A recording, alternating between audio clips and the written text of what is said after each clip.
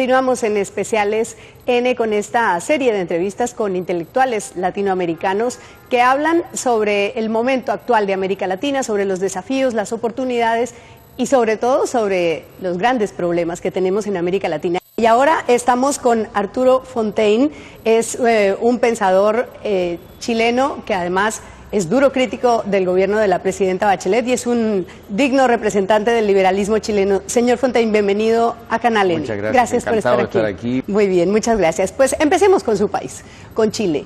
¿Usted cree que realmente va por tan mal rumbo su país como creen los opositores de Michelle Bachelet, que ella está en reversa en este gobierno? El problema no es solo ella, el problema es que hay un problema grave en el país, hay un serio problema de corrupción que ha afectado mucho al sistema político. Se ha descubierto que hay financiamiento ilegal.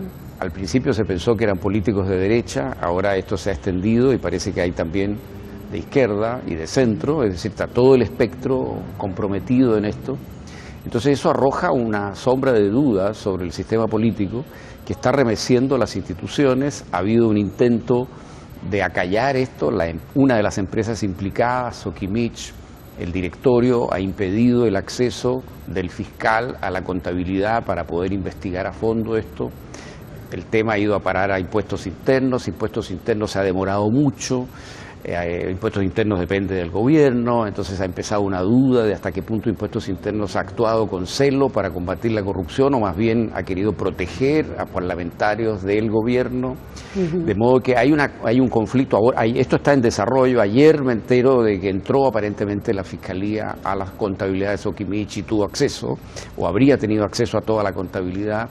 Entre tanto renunciaron 3 miembros del directorio, pero la mayoría del directorio fue la que intentó impedir el acceso a la información. En fin, es un tema que está remeciendo la confiabilidad de las instituciones para combatir la corrupción, que es un tema, yo creo, muy importante. Entonces va más allá del problema del proyecto del gobierno de Bachelet, es más bien el país el que está en problema. Claro, quienes no conocemos, como es mi caso, en detalle la política chilena, teníamos la imagen de que Bachelet era una mujer más bien austera, una señora, una política que no estaba en la política con un fin corrupto, digamos, con un fin torcido, pero ahora se muestra como una persona que no es clara y está ocurriendo el episodio de su hijo, que es muy complicado y que la muestra como una señora que protege a su hijo por encima de todo. ¿Qué pasó? ¿Por qué nuestra realidad, por qué la realidad parecía una cosa y es otra? Bueno, para nosotros ha sido una gran sorpresa. Todo el pueblo chileno ha quedado muy sorprendido con lo que ha ocurrido. Yo creo que ella no es culpable de lo que hizo su hijo en absoluto. Y no creo que ella esté comprometida en ningún acto de corrupción, para nada. No es en ese sentido un problema de su conducta personal. Lo que sí es cierto es que cuando aparece este acto de conflicto de interés, de abuso de influencias indebidas por parte de su hijo, ella demora mucho la reacción esperable. Seguramente se le produce un conflicto interior entre su maternidad y el rol como presidenta y demora mucho su decisión, ¿no? Además ella tenía al hijo lo tenía nombrado en un cargo de mucha importancia. Con una oficina en La Moneda, que además vaya nada. Que tampoco correspondía en rigor desde el comienzo. Entonces, eso ha dañado mucho su prestigio. Y ella, que tuvo mucha popularidad, sobre el 60%, hoy día las encuestas está alrededor del 30%, ha caído verticalmente, ¿no? Y su imagen ha caído por esto, ¿no? Sí. ¿Y qué puede pasar de aquí en adelante? ¿Tiene usted fe de que haya una reflexión profunda del país y diga, bueno, realmente tenemos unos problemas institucionales que facilitan la entrada de la corrupción al sistema y tenemos que hacer unas reformas? ¿O van a decir, bueno, esto es un problema que tenemos que acallar y no lo van a resolver de fondo? Bueno, eso es lo que se ha estado, digamos, discutiendo todos estos días. Y claro, hay toda una alianza de poderosos que querría que esto se escondiera, que hubiera un pacto de caballeros en bambalinas, ¿no? Un acuerdo, una salida administrativa, de tal manera que no cayeran todos los implicados, porque son gente poderosa, influyente. Yo, por mi parte, la posición que he tomado es que hay que remecer el árbol de la amistad cívica para que caigan todas las manzanas podridas, ¿no? Tiene un riesgo, pero me parece que es lo que hay que hacer y que yo creo que es lo que el pueblo chileno está pidiendo, ¿no? Que haya transparencia y que se castigue a todos los culpables. Las leyes existen, esta gente que ha violado leyes que existen, no es que no haya leyes, ¿no? Las leyes están, lo que pasa es que hay que tener voluntad de ejercer el derecho hasta el final, ¿no? Y castigar a los culpables estén donde estén. Y yo creo que eso es lo que el pueblo chileno está pidiendo. Y yo estoy optimista de que esta visión, que al principio parecía muy arriesgada porque se decía que era un peligro, que en fin, se está abriendo espacio en la sociedad chilena y yo tengo la impresión de que en definitiva va a primar. Claro, que no van a decir hagamos caso omiso de esto, sino saquémoslo a la luz, la ropa sucia se lava en casa, no. Yo creo que esto va a salir a la luz, ahora va a caer gente poderosa y eso va a ser un desafío institucional complejo. Sí. Pero creo que no solo en Chile, sino que en Brasil, en Argentina, el tema de la corrupción, que por tanto tiempo era algo a lo cual estábamos, por así decir, acostumbrados, y que se tragaba a la gente sin indagar, ahora produce una indignación, a la gente sale a la calle, como ha pasado en Brasil, por ejemplo, eso presiona a los tribunales, a los fiscales, a los investigadores, y las instituciones empiezan a funcionar. Entonces yo estoy esperanzado de que en esta vuelta las democracias latinoamericanas inicien un combate fuerte contra la corrupción. Y saliendo del tema de la corrupción, y para hablar un poquito de este tema que es importante, ¿por qué es tan crítico de la reforma educativa de Michelle Bachelet? ¿Qué es lo que cree que están haciendo? Para ver si lo interpreto bien. ¿Usted cree que están equilibrando por lo bajo? Sí, en una palabra sería eso. Yo tengo mucha admiración por la presidenta Bachelet, no he sido una persona crítica de ella, para nada, de manera que no es una postura crítica a ella en absoluto, pero sí a este proyecto específico, ¿no? Este proyecto de educación yo creo que está mal pensado, ¿no? Es un proyecto que no va a mejorar la calidad de la educación chilena, que más bien va a perjudicar a los pobres, que va a debilitar la educación privada, que va a llenar de burocracia a todos los colegios y ha provocado mucha indignación en el mundo escolar, ¿no? Ha habido enormes manifestaciones en contra de la reforma, la mayoría del país en todas las encuestas está en contra de la reforma. Yo creo que es un mal proyecto, ¿no? Y es un proyecto que deshace lo propio que la concertación había hecho y trata de mover el sistema hacia un sistema más burocratizado, más centralizado, más estatizado y donde hay una especie como de terror a la diferencia y al mérito, ¿no? Por ejemplo, se están dañando para eliminar en definitiva en un plazo, porque hay una cierta gradualidad, liceos públicos, gratuitos, absolutamente inclusivos. Que es como los colegios emblemáticos de Perú. Claro, exacto, y así se les llama, colegios emblemáticos, donde hay un porcentaje grande de personas de bajos ingresos que llega por su talento y que de ahí saltan a la Universidad Católica, a la Universidad de Chile, que son las más selectivas, y dentro de ellas a las carreras más selectivas. Es decir, es un ascensor de movilidad social que es estrecho.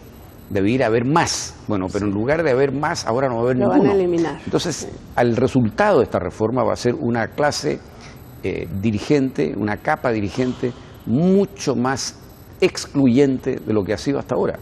La gente va a venir de los colegios particulares pagados, no va a haber esta otra escalera que ha sido muy importante en Chile. Por ejemplo, la propia presidenta Bachelet viene de un liceo estudió en un liceo de esos. El presidente Lagos y así muchos hombres públicos y mujeres públicas han venido a estos colegios. ¿Para qué decir la cantidad de científicos, de escritores, que vienen por ese camino, digamos, ¿no? Se han incorporado a la creación científica, cultural o a la actividad política o empresarial y que vienen con esa trayectoria. Bueno, hoy día eso se cierra.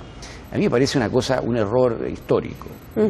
Hablemos del episodio del espionaje y las relaciones con Perú, porque estamos en una situación crítica y al margen de la discusión de la dignidad nacional y de que esas cosas no se hacen. La preocupación que hay en este tipo de encuentros es qué va a pasar con un proceso de integración que parecía que iba bien, con el tema de la Alianza del Pacífico, con este buen ánimo en el que habíamos quedado después del fallo de La Haya. ¿Qué cree que vaya a pasar entre Perú y Chile? Bueno, yo como chileno estoy muy avergonzado de que eso haya ocurrido, ¿no? Creo que es un episodio lamentable y es el tipo de situación que pensábamos que estaba completamente en el pasado, ¿no? Y es muy lamentable que haya ocurrido. Yo espero que esto se solucione y efectivamente se deje atrás, porque lo que nos une es el futuro, ¿no? Y tú ves la cantidad de inversión chilena que hay aquí, también hay inversión peruana en Chile, yo creo que la va a haber cada vez más. Nuestros países tienen que complementarse más, lo son ya muy complementarios desde el punto de vista cultural, desde el punto de vista económico cada día más. Entonces, yo creo que este tipo de cosas ensucian lo que es una amistad que se está construyendo y que es lo que obviamente es obviamente nuestro futuro, ¿no? El temor que nos da a los pueblos cuando los gobernantes están en situaciones complicadas es que se les ocurra inventarse una guerra, como Lelutier, ¿no? Entonces, claro. ¿qué riesgo hay de que la presidenta Bachelet escale esta situación con Perú en una situación tan complicada interna que tiene? Yo no creo que lo vaya a hacer, porque yo creo que ella tiene, y su ministro de Relaciones, yo creo que tienen bastante convencimiento de que la cosa no va por ahí, ¿no? Y que intentar levantar eso para abordar el problema de impopularidad local sería muy castigado, ¿no? Porque en Chile no hay un resentimiento como que permitiera eso, ¿no? Entonces yo creo que sería una estrategia, si fuese una estrategia de política interna, en el fondo, usar esto para enfrentar problemas de política interna, yo creo que sería muy castigado, yo creo que sería una cosa fallida. Y desde el punto de vista, además, ya más de fondo, yo creo que la política internacional chilena tiene claro que esto no tiene sentido y que es una cosa que no debe ocurrir nunca más. Usted estuvo, corríjame si me equivoco, 30 años al frente de un centro de pensamiento. Sí, el Centro de Estudios Públicos. El Centro de Estudios Públicos y obviamente tiene una posición política clara, y entonces pienso en Michael Ignatieff, en la tentación de hacer política. ¿Tiene tentación de hacer política? No. ¿No lo va a hacer? No, nunca. ¿Por qué? No. ¿Por qué si tiene buenas ideas? ¿Por qué si tiene una opinión clara alrededor de las cosas no se acerca a la política? Porque una cosa es ser entrenador y otra cosa es ser jugador. Una cosa es ser árbitro y otra cosa es estar haciendo los goles, ¿no? No, yo tengo mucho respeto y admiración por la actividad política, pero no es lo mío. Lo mío es escribir, soy novelista, soy ensayista, soy analista político, me interesa mucho analizar la política y ver los personajes, cómo operan.